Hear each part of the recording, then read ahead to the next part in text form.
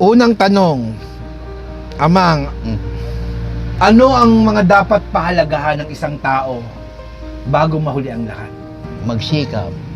Magsikap habang bata pa.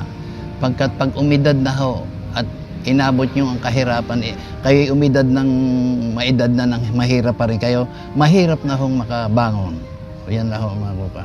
Kaya hanggat bata pa, magsikap na agad. Magsikap sila habang bata pa. Pagkat pag matanda na ho, napakabigat ng umabot ng buwan. Pag ikaw may mapera, talagang malapit sa iyo ang mga kasamahan mo. O yun lang ho masasabi ko. Iba ho ang pera talaga. Yan ay pangalawa sa yan ay pangalawa. Una ay Diyos, pangalawa na ho yung pera talagang. Yan ho ang pinagkukunan talaga ng mga tao. Ang ganda naman ang sinabi nyo, bago mahuli ang lahat, magsipag ka.